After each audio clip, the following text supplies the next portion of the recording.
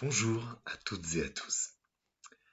Pour enregistrer cette bonne nouvelle de la semaine, j'ai pris le temps d'écouter ce matin la revue de presse.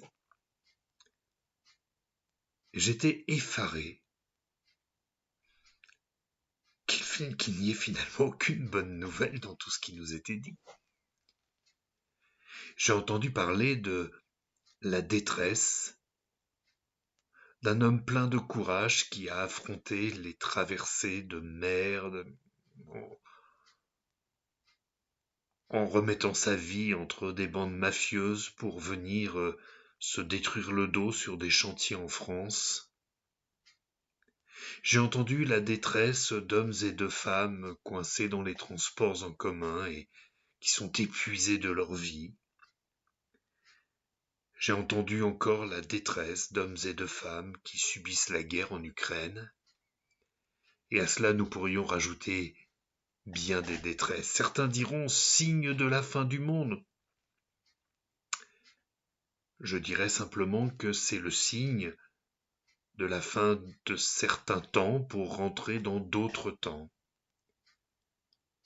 La Bible nous apprend que le Seigneur Jésus fait 4 choses pour nous. Jésus sauve, Jésus guérit, et cher ami, si la maladie, si la souffrance est ton partage, tu peux demander au Seigneur Jésus de te guérir, il est encore tout puissant pour le faire.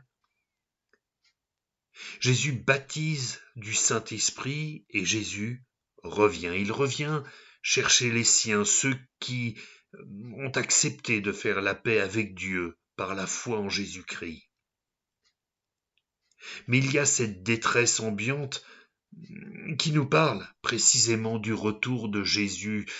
Quand le Seigneur Jésus a voulu expliquer quels seraient les temps dans lesquels il reviendrait sur la terre, il a dit ceci, vous trouverez cela dans l'évangile selon Matthieu au chapitre 24 et au verset 21.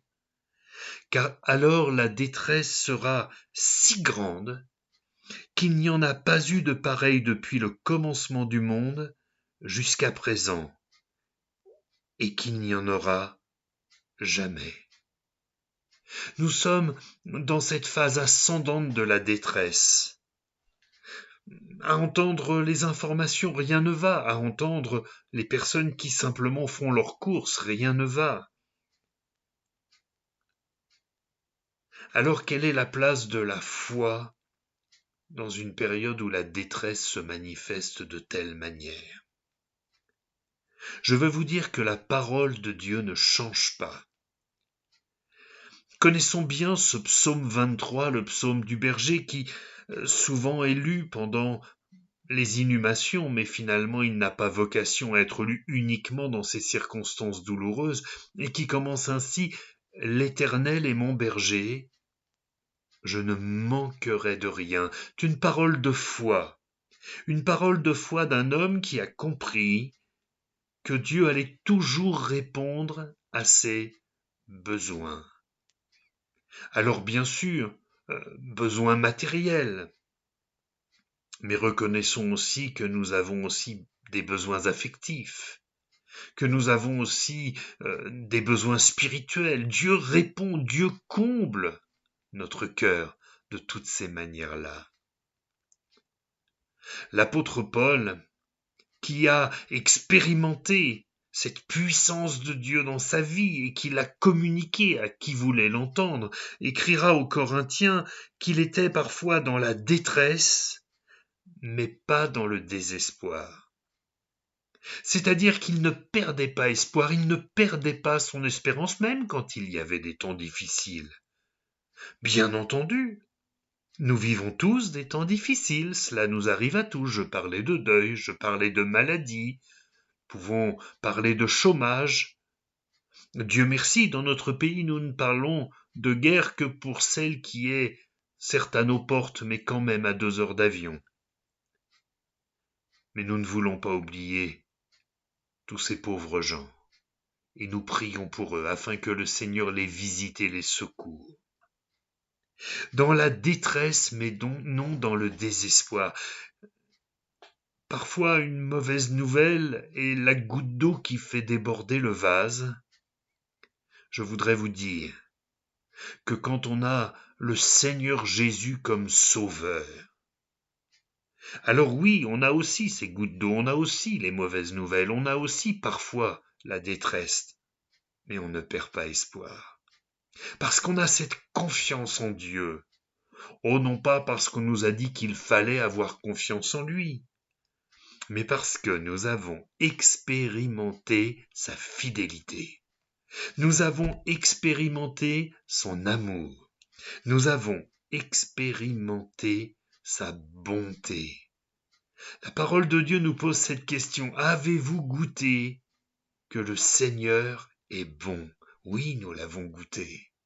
Et je voudrais, pour quelqu'un qui peut-être face à ce déferlement de détresse pourrait être dans le désespoir, dire, prends courage, invite le Seigneur Jésus à venir vivre dans ton cœur.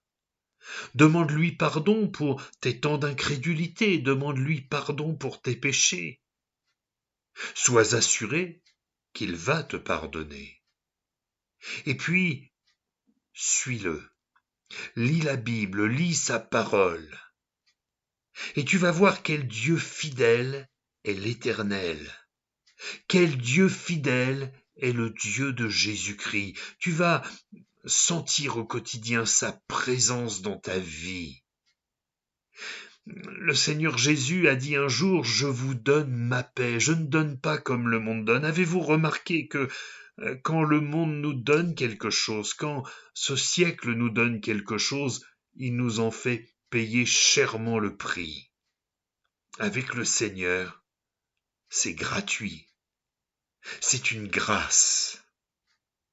Alors je voudrais vous inviter, permettez-moi d'être un peu plus personnel, je voudrais t'inviter à donner ton cœur au Seigneur Jésus. Je voudrais t'inviter à ne plus vivre dans la détresse, mais à vivre dans l'espérance.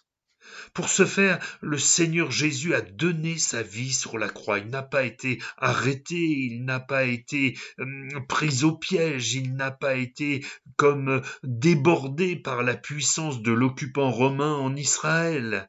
Non, il a donné sa vie parce qu'il savait que c'était le seul moyen pour que nos péchés soient effacés. Il a donné sa vie et dans ces meurtrissures, nous dit la parole de Dieu, nous avons la guérison. Il a donné sa vie afin que nous acquérions la vie éternelle. Quelle merveille!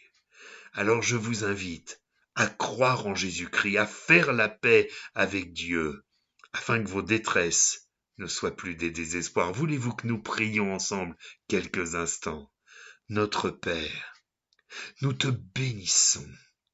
Parce que tu es le Dieu de notre salut et tu veux encore être celui de nos amis qui écoutent ce message, qui, dans leur détresse, peut-être ne savent plus à quel saint se vouer, à vrai dire.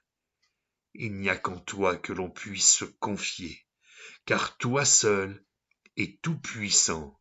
Merci Seigneur, que ton nom soit glorifié, au nom de Jésus-Christ. Amen. Chers amis, je vous souhaite une bonne semaine dans l'attente d'une prochaine bonne nouvelle de la semaine. À très bientôt.